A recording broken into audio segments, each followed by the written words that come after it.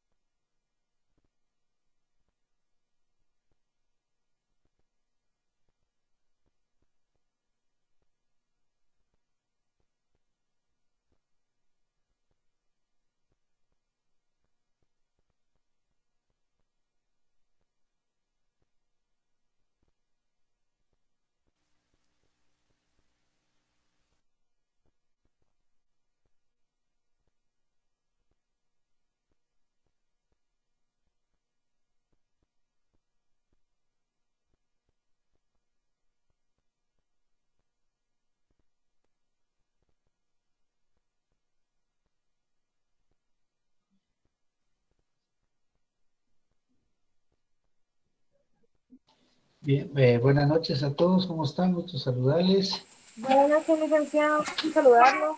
Buenas noches, licenciado. Buenas noches a todos.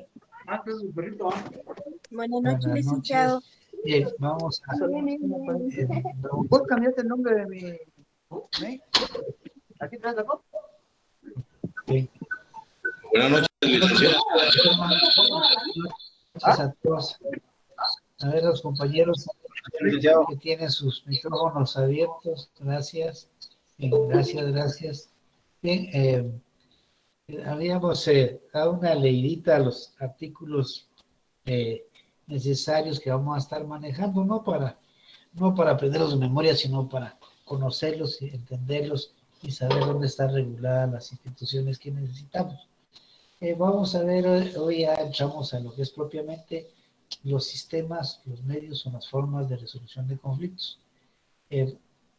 No sé si empezamos ese tema el otro día, no recuerdo, pero habíamos explicado que durante toda la historia de la humanidad se han dado tres sistemas o tres medios para solucionar los conflictos.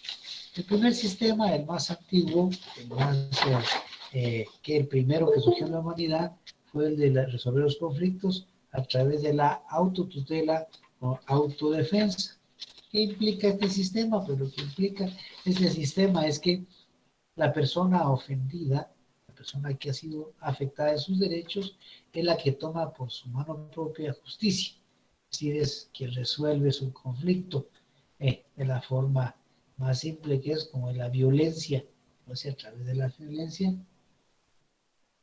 Entonces no hemos visto, estamos empezando. Entonces, como estamos empezando, les decía que las formas, medios o sistemas de solución de conflictos son tres medios o tres sistemas: la autodefensa o legítima defensa, también la autocomposición y la heterocomposición. Y a eso vamos a mencionar cada uno de ellos. Les decía que la legítima defensa o la autodefensa implicaba que el ofendido, el agredido, él mismo se hacía justicia por mano propia.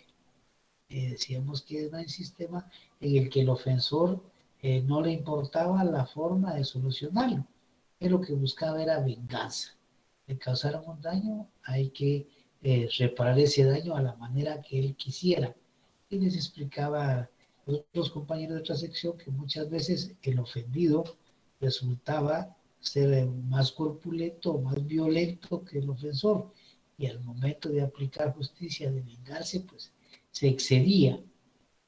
Pero decíamos que ese sistema tenía sus propias características, una de esas que era parcial. ¿Por qué era parcial? ¿Por qué? Porque la persona lo resolvía por sí mismo, no había un tercero, una persona que con discernimiento, con justicia resolviera el conflicto, era parcial. El ofendido, él mismo resolvía su conflicto. Decíamos que era también egoísta. ¿Por qué egoísta? Porque no le importaban las consecuencias, simplemente se vengaba del daño que había sufrido, aun cuando el que causara fuera peor. El egoísta decíamos que era instintivo, es decir, por instinto. Cuando a uno lo atacan, el instinto natural es defenderse. Pues es lo que hacía, por instinto se defendía. Y que también hablábamos, era irracional. ¿Qué quiere decir eso? Que no se hace uso de la razón para nada, ¿verdad? Para nada, no se usa eso. Dice que es fuera de toda razón, fuera de toda lógica, el sistema de la autodefensa o legítima defensa. Decíamos que se dieron también tres formas o se ha regulado de tres maneras esa legítima defensa o autodefensa. En algunos países es prohibida, totalmente prohibida. No se permite que se utilice por la persona agredida la solución del conflicto a su manera. Es prohibida totalmente. En otros países no es prohibida, tampoco es permitida, simplemente es tolerada. Y es como en algunas sociedades todavía se utiliza la forma de solucionar los conflictos que están en contra del honor a través de los duelos, con armas o con espadas. Todavía se da, mencionan los libros que hay casos en los países todavía como Brasil, en los países europeos, que todavía se resuelven los conflictos de honor a través de ese medio. Y en otros países que es permitida legalmente, ¿sí? Se permite la autodefensa o la legítima defensa. En el caso de Guatemala, se permite solo en materia penal, es decir, cuando la persona actúa en defensa de su vida o de la vida de su familia. Claro, el daño que iba a causar era ese.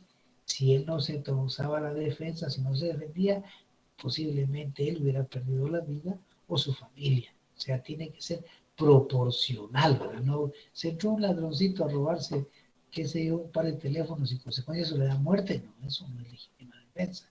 Ahí no procede esa forma de resolver un conflicto. O sea, que tiene que ser proporcional el daño que se recibe al daño que se causa.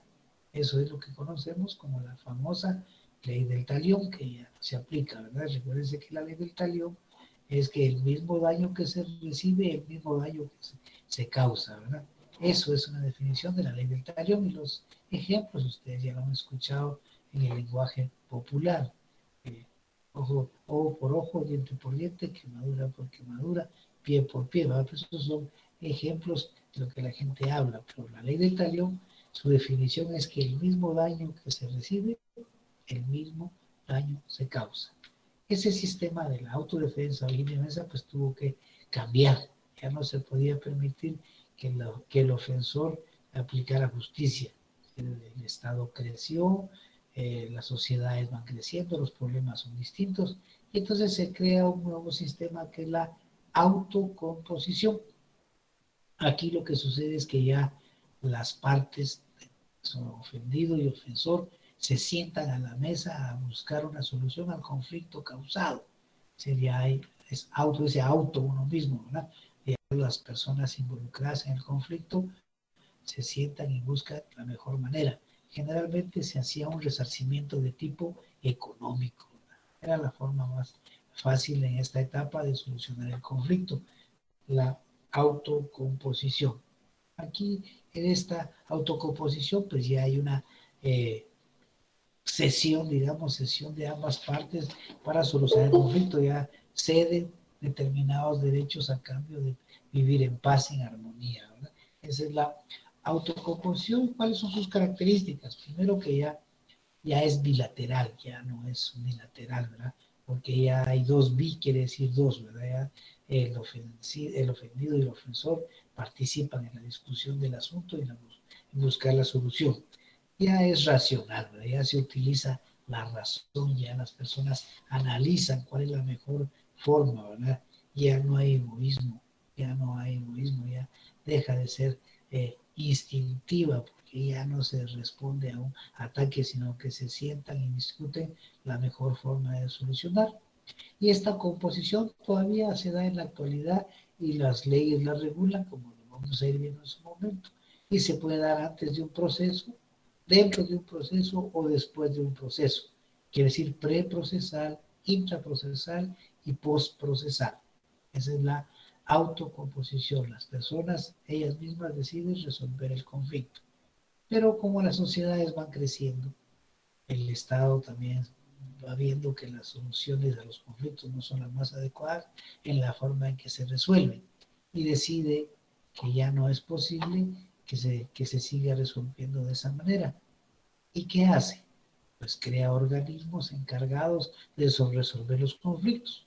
Y estos organismos son lo que conocemos como los tribunales, ¿verdad? Lo que reconocemos como los tribunales. Y hay instituciones que se encargan de resolver el conflicto. Permítanme un segundo, compañero, los voy a dejar medio minutito de ver, por favor.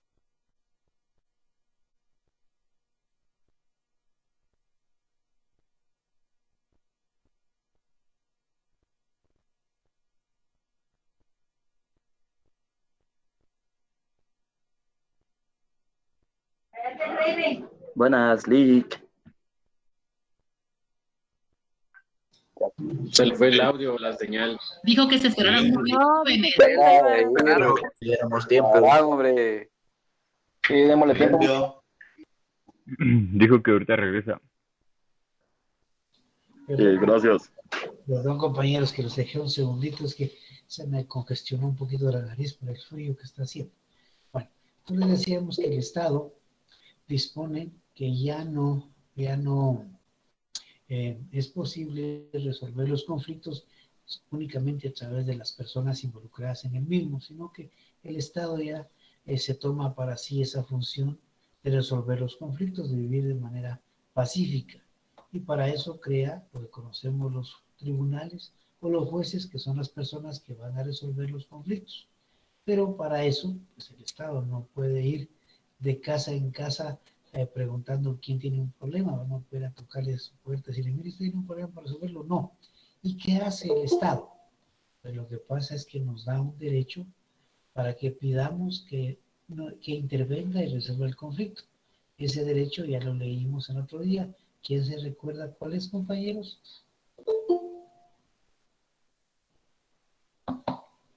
Está en el artículo 12 de la Constitución. Estamos por ahí más o menos, compañeros, y le falta un poquito ahí. O sea, le pedimos al Estado... El de derecho de defensa, ¿no? Artículo 28, derecho de petición. 28. Ahí estamos, sí, ahí estamos. Hagan esa observación ahí, que es el artículo 28, porque dice que podemos pedirle la intervención y que tiene que resolvernos. El artículo 28 de la Constitución. ¿Quién quiere leer la primera parte del artículo 28, que es la que nos interesa? 28, a ver, Edwin Florian, ¿quiere leernos la primera parte del artículo 28? Claro, Rick, ahorita lo leo.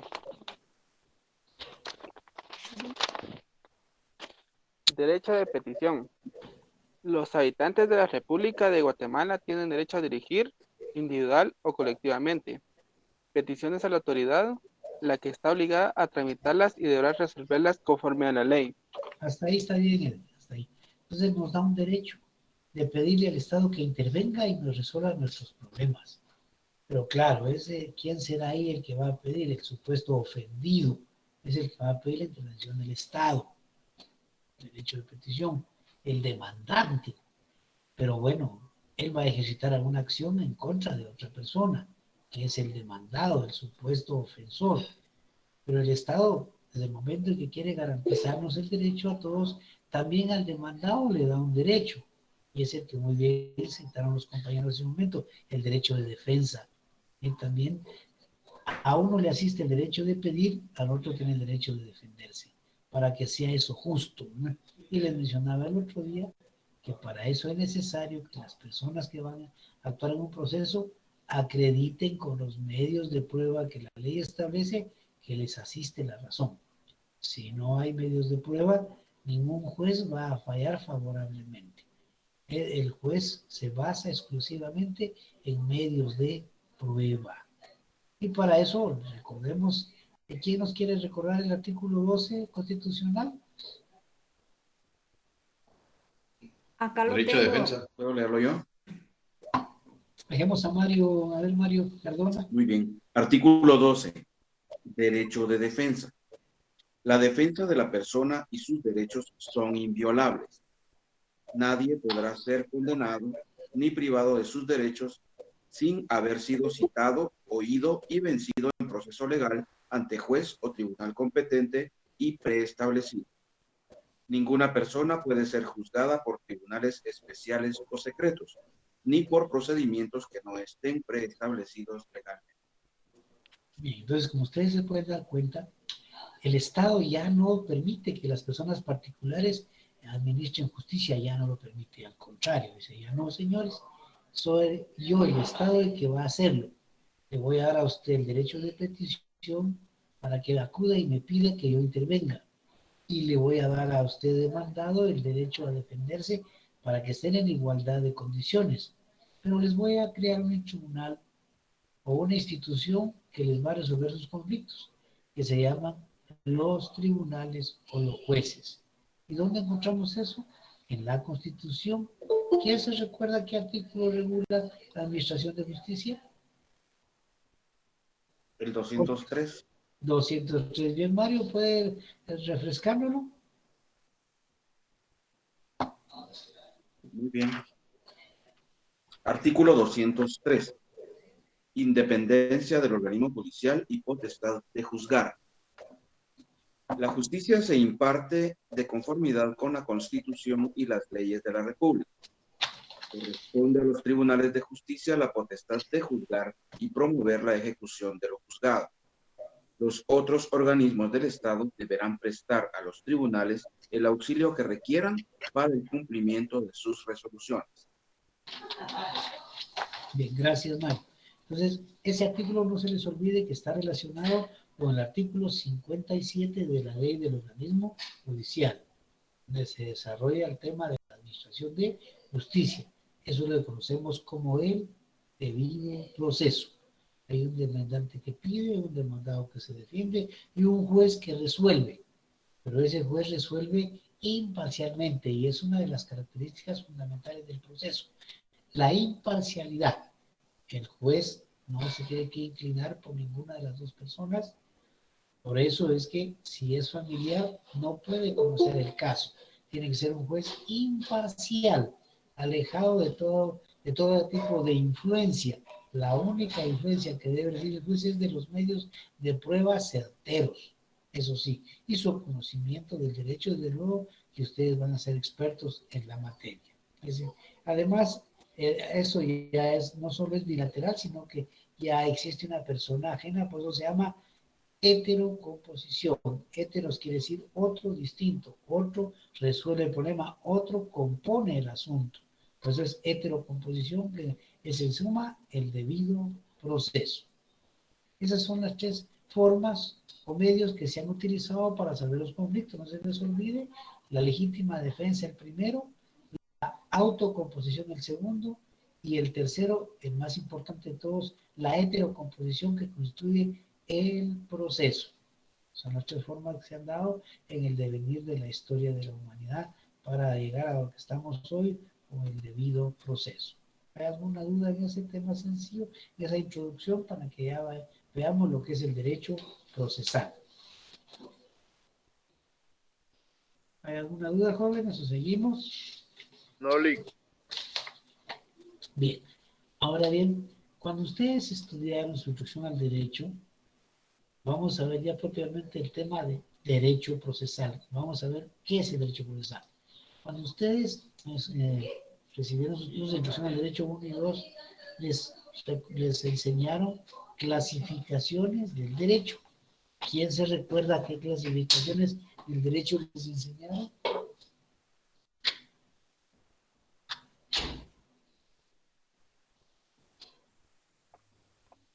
¿Alguien se recuerda cuáles clasificaciones o qué tipo de derecho?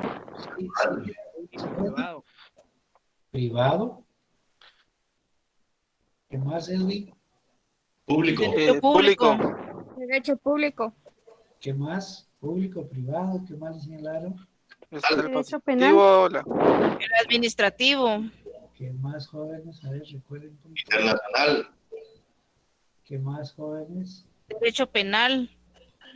Les enseñaron derecho público, derecho Constitucional. privado, derecho constitucional, derecho natural, derecho Administrativo.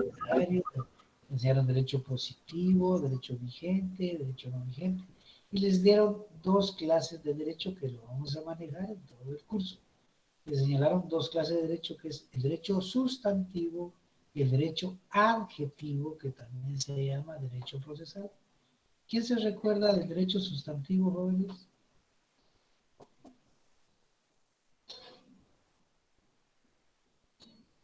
El derecho sustantivo es el que está en ley. A ver, ¿quién quiere completarlo de Mario? ¿Quién quiere ayudarle a Mario? El para sustantivo son todas aquellas normas que imponen derechos y obligaciones, Lick. Ahí Son las que están vinculadas por el orden jurídico establecido por el Código Civil. Bien, ahí estamos claros. Entonces, el derecho sustantivo, lo que nos señala o nos regula son nuestros derechos y nuestras obligaciones. No se les olvide, derecho sustantivo, derecho civil, derechos y obligaciones. Tenemos derechos, pero a la vez de que tenemos derechos, tenemos obligaciones. No hay derechos solos, no hay obligaciones solas. Todo derecho genera una obligación.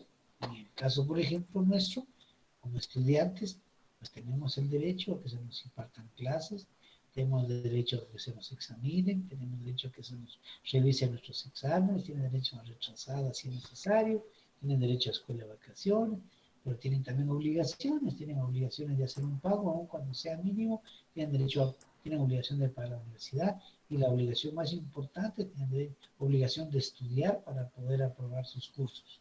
Es decir, todo derecho genera obligación. Nosotros como profesores, pues tenemos obligación de impartir las clases, de aclararles sus dudas, realizarles sus pruebas, tenemos obligaciones de pasar sus notas y tenemos derecho a que nos paguen un salario. O sea, todo derecho genera obligaciones, no hay derechos solos, no hay obligaciones solas. Eso se llama derecho sustantivo. Y el derecho adjetivo o el derecho procesal es el derecho que sirve de instrumento o de medio para que se cumpla el derecho sustantivo. Si existe el derecho sustantivo, pero no existe derecho procesal, no nos sirve de nada el derecho sustantivo. Por ejemplo, un ejemplo sencillo. Si una madre necesita que le dé alimentos el padre de uno de sus hijos porque no cumple con hacerlo, en el Código Civil le señala claramente que tiene derecho de alimentos y que comprende el derecho de alimentos. Pero si no hubiera un código procesal que le dice cómo ir a un tribunal de familia, cómo debe demandar al padre de su hijo para que le dé alimentos, ¿le serviría de algo? De nada. ¿Sí? Los dos derechos van íntimamente relacionados, no pueden existir aislados. El derecho adjetivo, el derecho procesal le dice, mire, usted comparezca ante un juez, llene estos requisitos de ley y usted podrá demandarlo. Si el señor tiene trabajo, podrá embargarle su salario. Si tiene cuentas bancarias, podrá pedir que se las embarguen. Si usted tiene pena que se vaya del país, podrá pedir su arraigo. Si él tiene propiedades, podrá pedir que se las embarguen y le registren en la propiedad inmueble. Es decir, el derecho procesal nos dice la forma de cómo puede hacerse efectivo ese derecho sustantivo para esa persona. Esos van íntimamente relacionados y los vamos a estar hablando constantemente. Por eso no se les olvide, ya que quede en la cabecita, derecho sustantivo, derechos y obligaciones. Derecho adjetivo, la forma de cómo cumplir esos derechos y esas obligaciones. Y el derecho adjetivo también se llama derecho procesal. Definiciones de derecho, perdón, ¿sí me entendieron eso? Sí, licenciado. Bien, Roberto. Sí, Sí, licenciado. Vale, entonces, por favor. Perdón, hay que una aclaración del derecho que nos pasaron ahí. Excelente, muy bien para todos. Gracias, Roberto. Está muy amable en eso. Sigamos entonces con el tema. Gracias, le agradezco. Bien, entonces veamos, entonces, ¿qué es el derecho procesal?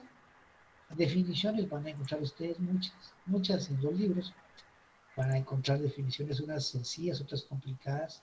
Hay unas que dicen que es el derecho referente al proceso. Esa, por favor, me la vayan a tomar en cuenta porque no dice absolutamente nada. La definición tiene que decir por lo menos, fíjense bien, por lo menos, que es un derecho que nos sirve para resolver conflictos. Por lo menos. Sirve para administrar justicia. Nos va a decir que es un derecho en el que hay un demandante y un demandado. Y nos va a decir también esa definición que debe haber un juez que resuelve el conflicto, una persona imparcial. La definición completa que abarca esos aspectos la da un autor que se llama Hugo Alsina. Esa pueden verla ustedes, pueden leerla, no memorizarla porque sí es un poquito larga, pero no la vayan a memorizar, pero sí completa, perdón, lo que les mencionaba en todos sus aspectos. La vamos a leer, pero para que ustedes la guarden ahí y cuando quieran recordar un poco qué es el derecho procesal, vayan a ella, pero no para grabársela, sino para que no se les olvide que ahí se habla de administración de justicia, se habla de demandante, se habla de demandado, se habla de juez. La voy a leer para que todos las lean ahí. Derecho procesal es el conjunto de normas que regulan la actividad jurisdiccional del Estado para la aplicación del derecho de fondo o de las leyes de fondo. Su estudio comprende la organización del Poder Judicial, la determinación de la competencia de los funcionarios que la integran, la actuación del juez y de las partes en la sustanciación del proceso. Es completísima, no la vayan a memorizar, por favor, sino solo que tengan claro que hay una actividad jurisdiccional del Estado que es la jurisdicción, la administración de justicia, que ya leímos en el artículo 203 de la Constitución y 57 de la Ley del Organismo Judicial. Habla también de lo que es los jueces, los tribunales, el Poder Judicial. Habla de las partes. ¿Quiénes son las partes? El demandante y el demandado. Siempre que ustedes escuchen la palabra partes o sujetos procesales, deben saber que es el demandante y el demandado. Y el juez. ¿Quién es el juez? El tercero imparcial que resuelve el conflicto. Esa es la función del juez. Resolver el Estado, lo nombró a él para que en nombre del Estado resuelva los conflictos entre particulares para que vivamos en paz y en armonía social. Ese es el fin del derecho, que vivamos todos como seres civilizados. Definiciones, pueden ustedes leer cualquiera, pero no se les olvide que deben englobar por lo menos esos aspectos en cualquier definición. Por eso decía que esa definición que dice que es el derecho referente al proceso ni la tomen en cuenta porque no dice absolutamente nada. ¿Estamos ahí? ¿En la definición? ¿Está claro?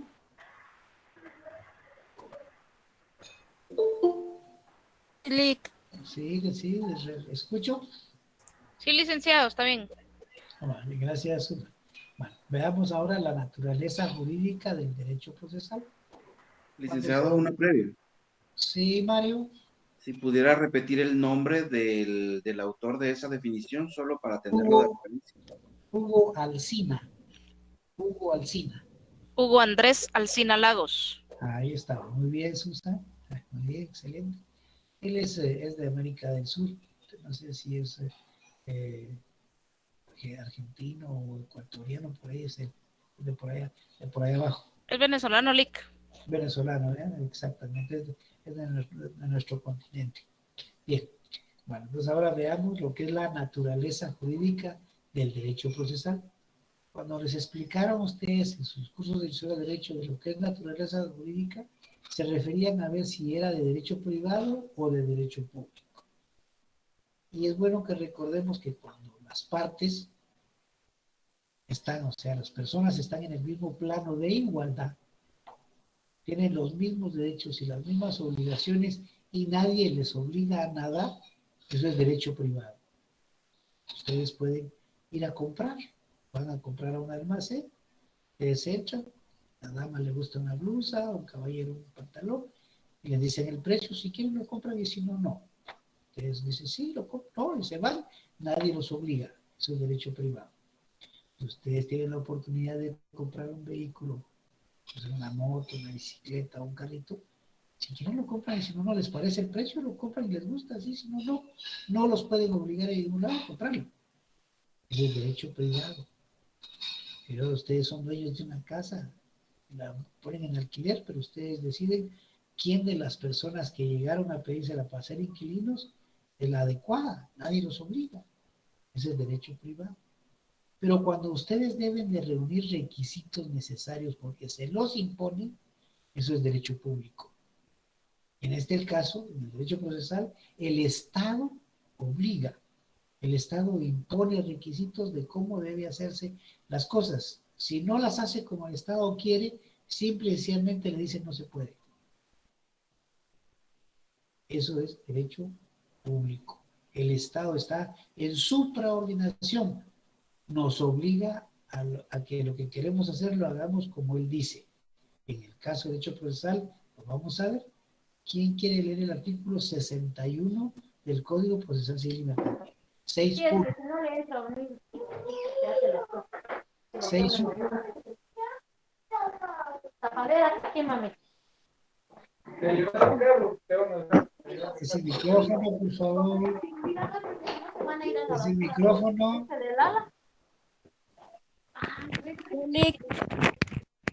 Buenas noches, Lick. Buenas noches, Lick. Voy a... Sí, solo esperemos que... Silencio ese micrófono, usted, Lick.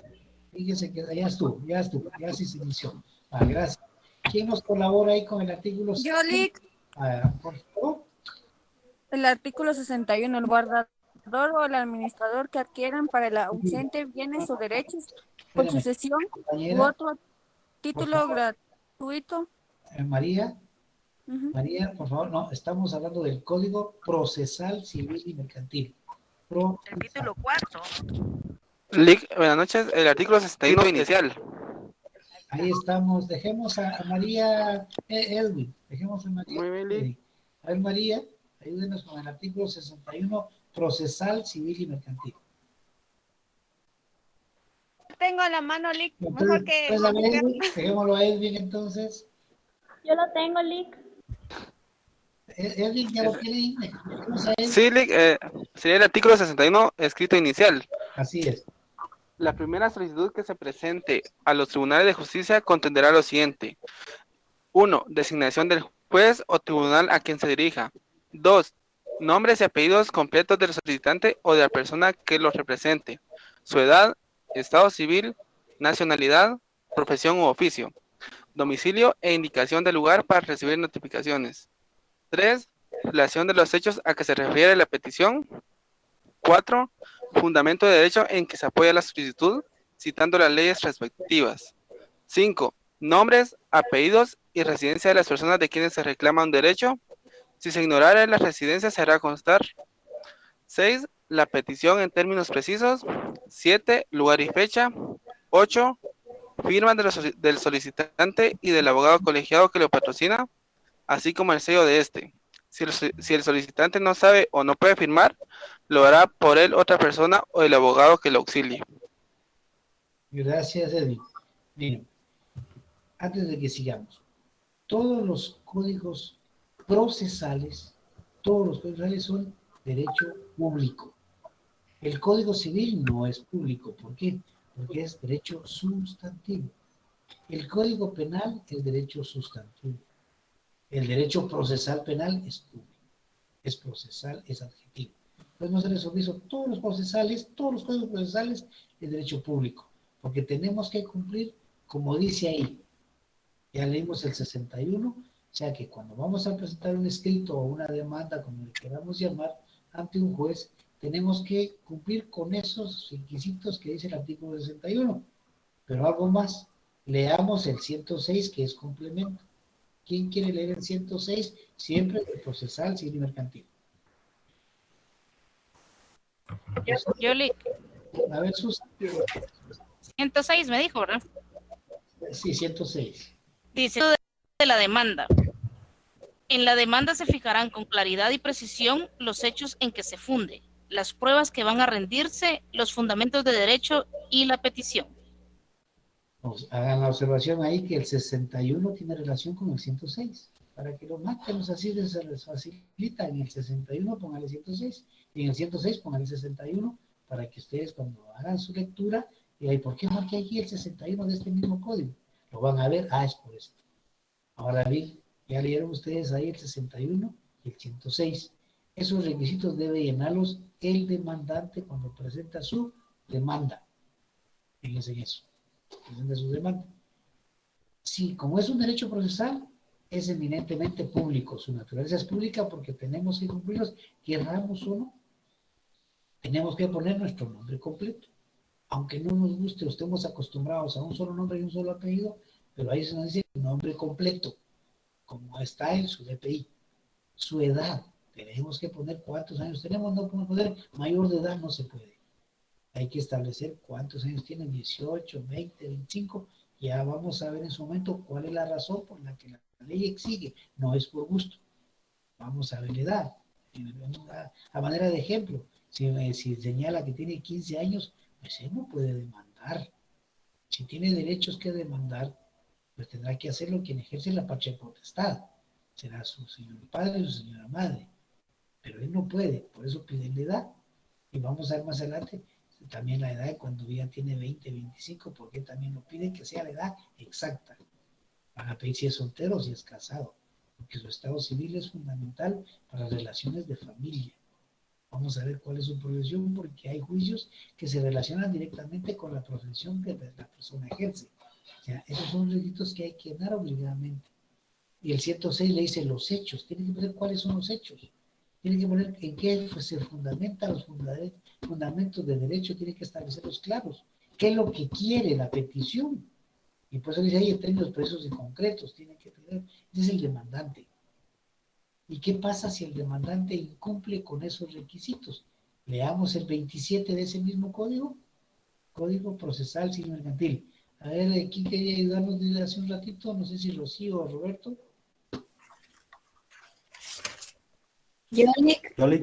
Bueno, dejemos a Rocío. Dice, artículo 28, actuación del CISTIRA al juez con su firma en todos los casos en que deban dictarse resoluciones o levantarse actas. Rocío, artículo 27. 27. Fundamentos legales. Los tribunales rechazarán en forma razonada toda solicitud que no llene los requisitos que la ley establece. Ahí está claro, ¿no? O sea, ustedes no dicen, pues mire, se me olvidó o algo pasó, no puede. Si no llena los ritos del 61, del 106, del 27, es claro, se lo rechazarán. Y no le van a explicar por qué, solo le dicen, no llena los ritos de ley. ¿Y por qué no me dice cuáles? Bueno, pero si usted es abogado, ¿no? Bueno, usted no, si no es abogado, hay un abogado que lo patrocina y él es el que lo orienta y él le hizo la demanda, él tiene que saber qué requisitos llena. Pero es que él no lo sabe, ¿cómo no lo va a saber si es abogado? Si miren, recuerden ustedes que es el artículo 3 de la ley judicial, aplicable a todos los ciudadanos. Se le aplica a un ciudadano que viva por muy lejos de la ciudad, por ejemplo, en una montaña, se le aplica el artículo 3 de la ley judicial, mucho menos a un profesional de derecho. ¿Quién quiere leer el artículo 3 de la ley judicial para que recordemos? 3. A ver, Benjamín. No lo tengo, Roberto, ¿lo tiene por ahí? Del organismo judicial. Sí, el 3. Primacía de la ley. Así es. Contra la observancia de la ley no puede alegarse ignorancia, desuso, costumbre o práctica en contrario. Imagínense ustedes, esa ley es de obligación general para toda la ciudadanía. Si se le obliga a un pobre campesino que no sabe leer ni escribir a que cumpla eso, ¿cómo no se le va a exigir a un profesional del derecho? Pues no puede decirle a un juez, mire, es que yo no lo sabía. No se puede. Es que no se ¿Qué artículo es ese, perdone? 3 de la ley del organismo judicial. 3. Okay, gracias, Lick. No se les olvide, ese es grave, se lo para toda su vida. Ustedes no pueden alegarle a ningún juez ignorancia, ni práctica contrario, ni desuso, no pueden. ¿No? Es que mire, ya no se usa. La ley se deja de aplicar cuando se deroga, pero no solo porque no se use.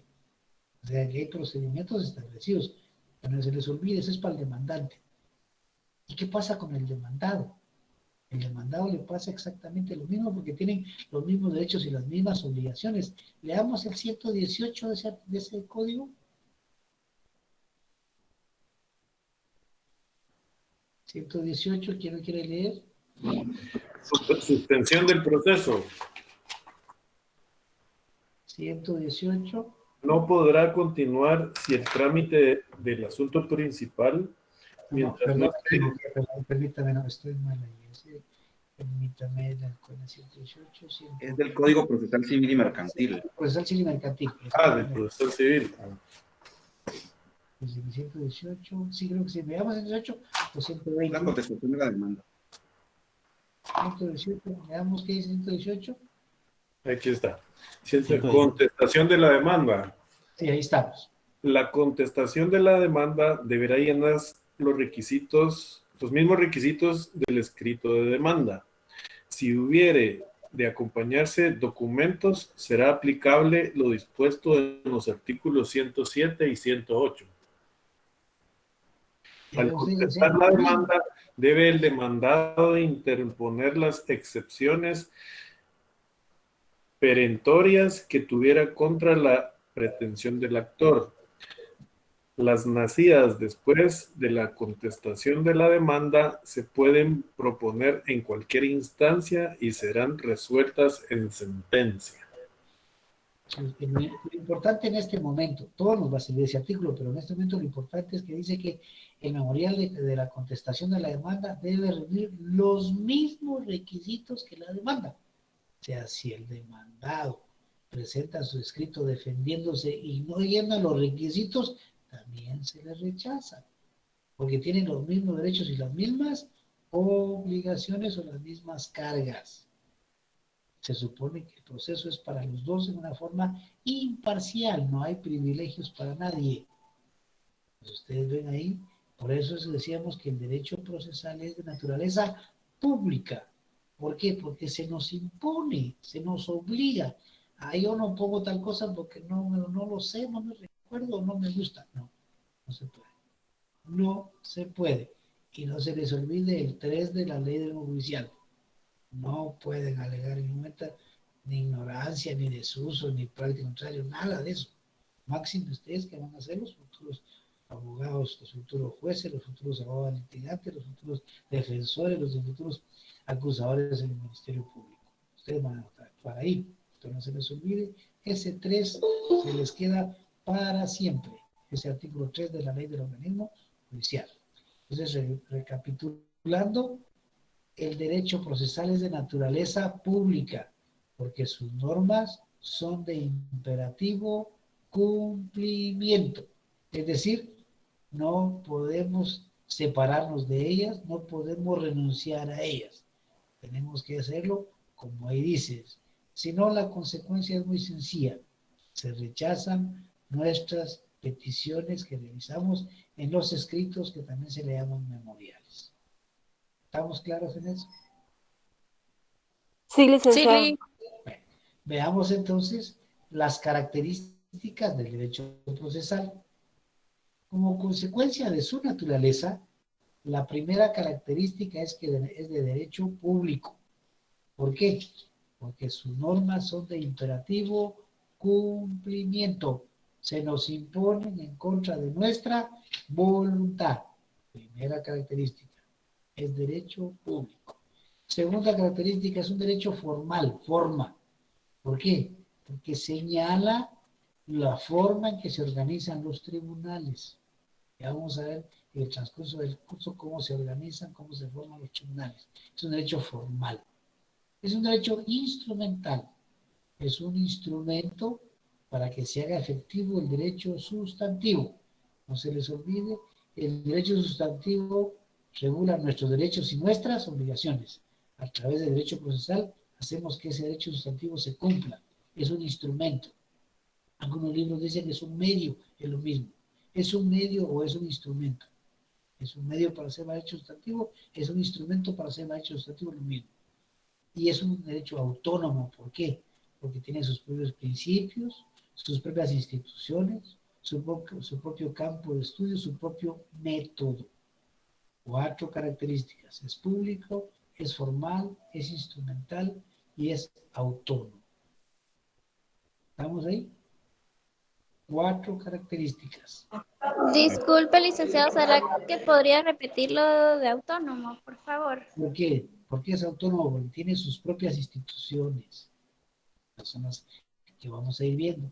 Tiene su propio método, tiene su propio campo de estudio, y tiene su propio método, su propio institución, su propio campo de estudio. ¿Cuál otro les digo? Eran 4. O sea, tiene su propio método, su propio campo de estudio, instituciones. ¿Cuál otro les dije? Se me fue el otro. ¿Quién me recuerda el otro? Propios principios, creo que dijo. Principios, sí, principios. Tiene sus propios principios, su propio campo de estudio, su propio método. Y ahí se ganan los 4 ya. Hoy sí estamos con los 4. Sí, licenciado. Estudio, método y normal. Estamos. Esas son las 4 características del derecho procesal. No se les olvide, es público, es instrumental, es formal y es autónomo. Bien, ahora vamos a ver lo que son las fuentes del derecho procesal. Fuentes. Cuando hablamos de fuente, ¿a qué nos referimos? Nos referimos al origen de algo, de dónde surge. Y cuando ustedes estudiaron sobre el derecho, en alguno de sus libros o folletos, les escribieron ahí que fuente es el origen de algo, de dónde deriva algo. Y en el caso del derecho es de las profundidades de la vida social, donde surge el derecho a la vida cotidiana. Y les enseñaron, les dijeron, distintas clasificaciones de fuentes, distintas. Pero vamos a recordar la más sencilla, la más simple que les enseñaron en su curso de introducción al derecho. Las fuentes más sencillas, las fuentes reales, fuentes naturales y fuentes históricas. Gracias, Jorge, gracias. No se les olvide, fuentes reales, fuentes formales. Fuentes Origen, génesis. ¿Perdón? ¿Sí, Evelyn? ¿Preguntó algo, Evelyn? No, bueno. Pues decíamos que la clasificación más sencilla, hay muchas clasificaciones ordinarias, secundarias, originarias, derivadas, todas esas. Pero de momento solo vamos a ver la más sencilla. Fuentes reales, fuentes formales y fuentes históricas. ¿Cuáles son las fuentes reales? Pueden poner ahí a la par en sus resúmenes. Es la realidad. Fuentes reales es la realidad. O sea que se refiere a que son los acontecimientos de la vida diaria que están generando derecho, generan leyes, generan normas. Lo que sucede todos los días en la vida genera derecho, a veces inmediatamente y a veces al tiempo cercano o lejano, pero genera derecho. Por ejemplo, en la actualidad estamos sufriendo una pandemia. Esa pandemia ha generado derecho. Ustedes recordarán que se pidió al Honorable Congreso que autorizara al presidente la compra de medicina, de las vacunas, por la cantidad de dinero que se va a invertir. Eso es derecho, son normas en que están autorizando al presidente a la compra de vacunas para la sociedad. O sea, un problema real que estamos viviendo está generando derecho. Y así ha habido muchos problemas que han generado derecho. Las huelgas, las manifestaciones, las enfermedades, el problema de la educación, el problema de las carreteras, todo eso genera derecho. Es una fuente real, es la realidad, lo que vivimos a diario. Eso es nuestra fuente principal. Es la fuente que no la podemos obviar. Todos los días sucede algo en nuestra sociedad y genera derecho, a veces inmediatamente o más adelante, pero va a generar derecho más adelante. La fuente formal, forma, fíjense bien, como era la fuente formal, forma o procedimiento. Pues es la forma que establece la ley o el procedimiento que establece la ley para crear la norma, para crear derecho. En el caso nuestro está en la Constitución, no se les olvide, que va desde la iniciativa de ley, su admisión, su discusión, su aprobación, su remisión al Ejecutivo para la sanción o para el veto. Si el veto regresa, referente de la primacía legislativa. Si no hay veto, se sanciona y se manda a publicar para que entre en vigor. Lo que ya explicamos del artículo 180, ¿verdad? 8 días después de su publicación íntegra en el diario oficial. Gracias, Jonathan, efectivamente así es el procedimiento. Hablamos del 180, ¿verdad? Que entra en vigor 8 días, salvo que la ley amplíe o restringe ese término, método sincrónico o sucesivo, ya lo platicamos otro día, y que se relaciona con el artículo 6 de la ley del organismo judicial, y les digo que hagan la observación ahí para que tengan ustedes cuando la facilidad. Cuando uno hace alguna razón al margen de artículos, yo, al menos en mi caso, me ayudó bastante. Porque yo estaba leyendo el 180 y a la par me decía 6 de la LOJ, ¿verdad? Previa, me mandaba a buscarlo. Esto es de esto mismo, ¿no? Aquí se está desarrollando ese principio.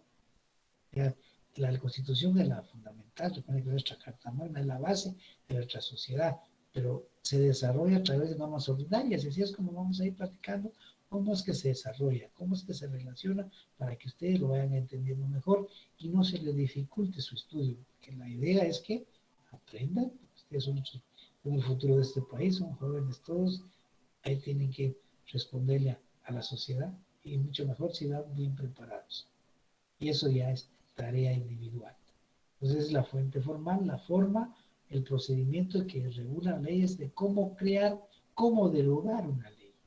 Ahí está. Recuerden ustedes que la función en el caso del Congreso o organismo legislativo, como se le llama, es la crear y derogar las leyes, ¿verdad? Reformarlas. Ya vimos el 171 de la Constitución, ahí está claro, ¿verdad? Pues que esa es una de las funciones de su organismo. Y la otra es la fuente histórica. Ir al pasado, regresar al pasado. Pero no es por gusto que regresemos al pasado. Lo que pasa es que nuestro derecho viene de algún lado. Viene claro, tal vez hoy mejorado y con la idea de mejorarlo más adelante. Por eso dice que debemos conocer nuestro pasado para entender nuestro presente y mejorar nuestro futuro. El refrán de que lo que pasó ya pasó, eso no es cierto. No es cierto. Lo que pasó nos afecta hoy y nos afecta mañana. Y es como, por eso es que nos mandan a ver las fuentes históricas de dónde surge el derecho nuestro. Que acuérdense ustedes, muy fácil eso. Si conocemos nuestro pasado, entendemos hoy y somos capaces de superar a futuro. Si no conocemos el pasado, ahí mismo lo dice, ¿no? Estamos condenados a repetir la misma historia. Y para eso, ¿a dónde vamos? Para conocer las fuentes históricas. Primero que nada, nos vamos al derecho romano. Esa es la razón porque en el derecho romano es un curso en el pensum, porque ahí está la base de nuestro derecho. Nuestras instituciones de derecho sustantivo y de derecho adjetivo vienen de Roma. Cuando ustedes estudiaron derecho romano, les explicaron que el derecho romano es un derecho instrumental, es un derecho científico, es un derecho de momento, es de jurisprudencia. Los romanos eran juristas, y ahí aprendimos el derecho. Los griegos no eran juristas, que eran los griegos, eran filósofos. Ahí está la filosofía, Sócrates, Platón, Aristóteles. En cambio, en el caso del derecho, ahí son juristas. Hay varios que ustedes vieron el derecho romano. Gayo, por ejemplo, uno de los más famosos, Gayo, ¿verdad? ¿Se recuerdan ustedes de su derecho romano? Pues vamos a estudiar derecho romano, vamos a recordar derecho romano, porque es necesario. Y ahí les digo que el pasado nos alcanza hoy y nos sirve para el futuro. Es como a nosotros también nos alcanza tarde o temprano nuestro pasado. Y dice, no, eso se quedó en el olvido. No hay nada en el olvido. Todo llega en su momento. Y en el caso nuestro, pues un ejemplo muy sencillo. Si a ustedes se les programa un examen de aquí a 8 días, por ejemplo, tienen 8 días para estudiar. Pero si no lo hicieron, el día que llega el examen, ¿qué pasa? No van a poder responder, porque no estudiaron, los alcanzó su pasado reciente, no lo hicieron. O por el contrario, lo hicieron, estudiaron, y ese pasado cercano, el día del examen contestaron muy bien, sacaron una excelente nota, sí los alcanzó su pasado. Y así es en la vida. Ustedes estudiaron, si se prepararon en su secundaria, hoy van a estar bien, se les va a facilitar el estudio universitario. ¿Los alcanza su pasado? ¿Cómo vamos a ver lo que ustedes estudiaron en la primaria? Vamos a ver lo que es el punto, cuándo se utiliza el punto y coma, la coma, porque los artículos vamos a irlos viendo cómo es que separan y cómo un mismo artículo contiene varios supuestos que se separan con comas o con puntos y cuál es la función y dónde aprendimos la función de los puntos o la función de las palabras o las mayúsculas, o claro de que antes de PB escribo M o M antes de PB, entonces eso lo sabemos desde la primaria, me enseñaron. Las palabras terminadas en NS o vocal van tildadas, ¿se recuerdan de eso? Desde la primaria, imagínense ustedes desde cuándo nos alcanza hoy en la universidad, porque en la redacción de los escritos que presentamos tiene que ir correctamente la puntuación. Fíjese que ahí les dice en el artículo 106 los términos, la petición en términos precisos y concretos, dice. Nos manda a lo que llamamos idioma español o lenguaje, nos regresa hasta donde ese pasado nos alcanza. No van a escribir cajón con G, ¿verdad? Imagínense los acentos, cuándo va tildado o no, si va tildado será de hoy, será de futuro o será pasado. Paso, lleva acento, paso no es lo mismo, no es lo mismo pasó que paso. Que tienen que tener cuidado con eso, pues el pasado los alcanza. Por eso vamos a estudiar derechos humanos. ¿Y qué vamos a ver? Los sistemas de procedimiento de derechos humanos. Los 3 sistemas que ustedes acaban de estudiar en el semestre anterior y que los aprendieron muy bien y que ganaron. El sistema de la legis actionis, el sistema formulario y el sistema extraordinario, que vamos a recordar un poquito acá, porque eso es derecho. Ahí está nuestro derecho, en la base del derecho romano. Vamos a ver un poquito también el derecho germano, contrario totalmente al romano, pero que también ha influido. Vamos a ver el derecho canónico, el derecho de la iglesia, cómo influyó en nuestro sistema jurídico, especialmente cuando viníamos españoles. Ya vamos a ver todo eso, por qué es necesario que lo conozcamos, por qué hoy funciona así y qué es lo que tenemos que cambiar si es necesario. A eso se refiere. Y por eso les ruego que para el viernes les desempolven sus copiecitas ahí de derecho romano y le den una leída, no aprenderse de memoria, nada parecido, solo un breve recordatorio de los sistemas de solución de conflictos en Roma, los sistemas del derecho romano.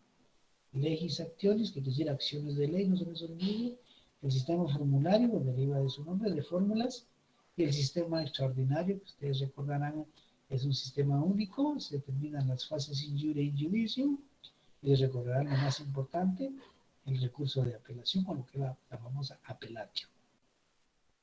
Eso, por favor, para el próximo viernes, repasemos lo que vamos a ver, el tema de las fuentes de derecho, para seguir después con lo que es la ley procesal. ¿Tienen alguna duda hasta ahí? No lo dejamos. Yo sí tengo una duda en base al libro. El libro que vamos a trabajar con ustedes, este curso es el de la licenciada Crista de Juárez. Mire, yo les dije a ustedes, vean compañeros, yo les dije a ustedes el primer día que conmigo no hay ningún libro oficial, ninguno. Yo lo que les recomendé o les sugerí es que compren autores nacionales. ¿Por qué autores nacionales? Porque los profesores como la licenciada Crista Ruiz, el doctor Mario Aguirre Godoy, el doctor Mauro Chacón, profesores de toda la vida de este curso, se jubilaron ya y el doctor Mauro Chacón falleció hace poco, excelentes profesores de derecho procesal, y ellos cuando escriben y citan leyes, citan nuestros códigos, nuestras leyes. Esto nos facilita su estudio y su entendimiento. Y les decía que busquen el más económico y me sugiere, ¿por qué? Por los mismos compañeros me han dicho que el más barato es de la licenciada Crista. Pues cómprenlo. Y si no quieren, no compren ninguno.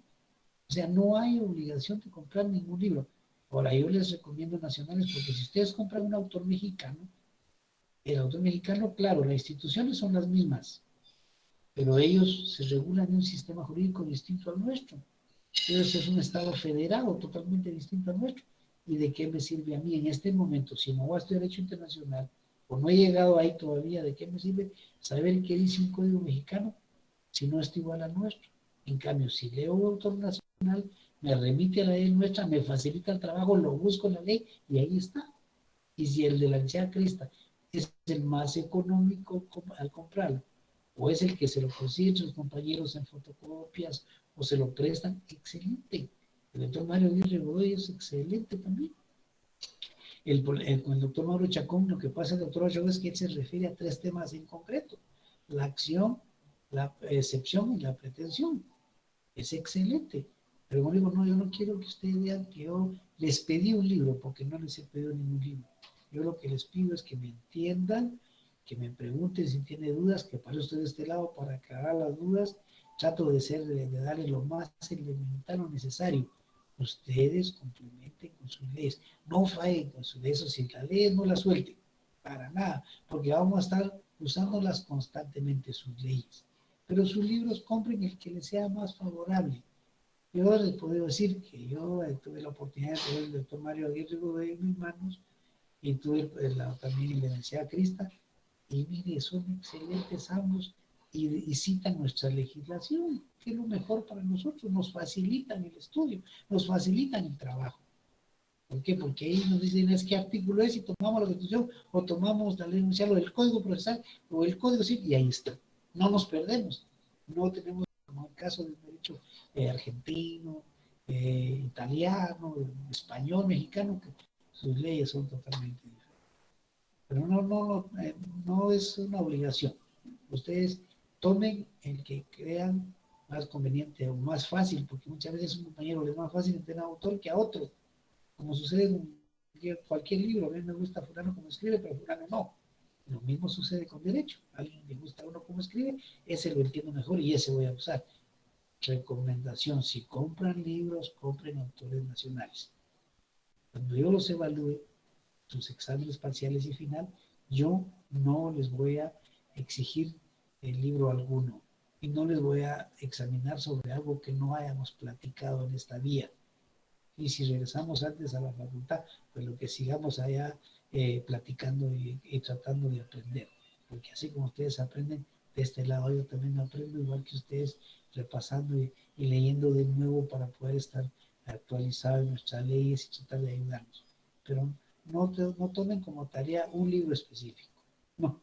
Compren el de la Universidad Crista, es de fácil acceso, tómenlo, porque yo podría decirles algo en el caso de ella. El programa, bueno, no de ella, también de Mario Aguirre Godoy, que el programa es el mismo, porque ese programa no se ha cambiado desde los años 50. Imagínense, ni usted ni yo habíamos nacido ni nada, ese programa ya existía, y es el mismo. Entonces, agénciense del mejor libro. Aparte de eso, los libros siempre sirven. Yo en mi trabajo, de algún tema, yo utilizo muchos libros que pues los compré en la facultad y nunca pensé que me fueran a servir, y me sirven. Me sirve muy que estoy en el trabajo propio del abogado. Me sirven mis libros, y a veces, ¿dónde está tal cosa? ¿En qué? ¿No? Hago unas copias en unos resúmenes de fulano, ahí están, a buscarlos o a bajarlos en el internet, o a llamar a los compañeros: tenés está el folleto, tenés tal libro, sí, préstame, ahí hay un tema que me va a servir, y nos sirve.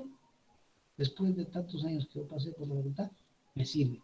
Entonces, un libro es una excelente inversión. Compren nacionales, no solo en este curso, en cualquier curso. Les va a facilitar su aprendizaje. Muchas gracias, Lic. Vale. Entonces, feliz noche, buen provecho. No se les olvide. Licenciado. Buenas noches, Lic. Buen provecho. Buenas noches. Feliz noche, licenciado. Aprovecha. Cuídense. Buenas noches. Adiós. Noche, Lic. Nos vemos. Adiós. Feliz noche, licenciado. Feliz noche, Maylin. Feliz noche, licenciado. Feliz noche. Feliz noche, Byron. Eric, feliz noche. Feliz noche, Cindy. Feliz noche. Nos vemos el viernes, primero Dios, buen provecho.